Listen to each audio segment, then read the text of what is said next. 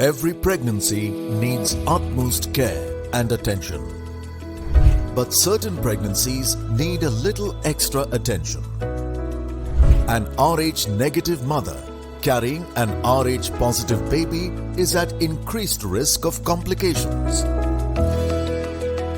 BSV is at the forefront to ensure safe delivery in every Rh negative pregnancy.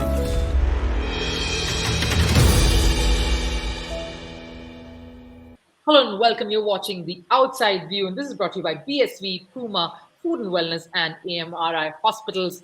Joining us to sort of take you through a bit of the matchup, the second matchup, the big one between Australia and England on day 2 of the Women's World Cup is, of course, Julia Price and Brittany Cooper. Ladies, it's a big one. I mean, this is a match that everyone will be waiting to watch.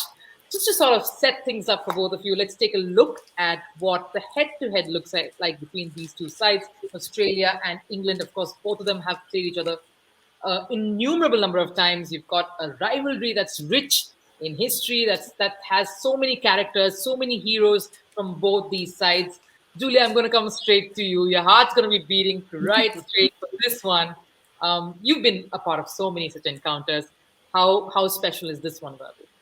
Yeah, they really like to play each other. There's a good respect between the two teams, but they really are competitive when it comes to that sort of. It's nearly an Ashes series every single time that they play each other. So they certainly want to prove that they're still number one. Obviously, they had a good series recently in the Ashes where they beat them 3-0. But I think England would have gone away and really had a look at what they did wrong and right, and have moved on from there after doing some reviews. So it's going to be a start again situation for both England and Australia. So it's certainly not going to be the walk in the park that some people might think it would be for Australia after a 3-0 whitewash in the ODI series just recently. Brittany, just your thoughts on a team like England. You know, when we take a look at the warm-ups, especially off the side, coming into this particular World Cup match, a big one for them against Australia. They didn't have a very confident start before that, but they've won their warm-up games against Bangladesh and South Africa. They're kind of getting into the rhythm. We've got a few good performances. Someone like Nat Skiver also coming in, Time Beaumont as well, doing well. They will definitely fancy their chances, and they will look to have that momentum, especially against a team like Australia. I believe that England most important thing is for their batters to catch form. If you look at the recent Ashes series, the batters haven't perform as they want to. So you don't want to wait late down in the World Cup for the likes of Beaumont or Knight or even Amy Jones to look to catch form. They are defending champions. They have just the same amount of pressure, I believe, that New Zealand has right now as being the host team.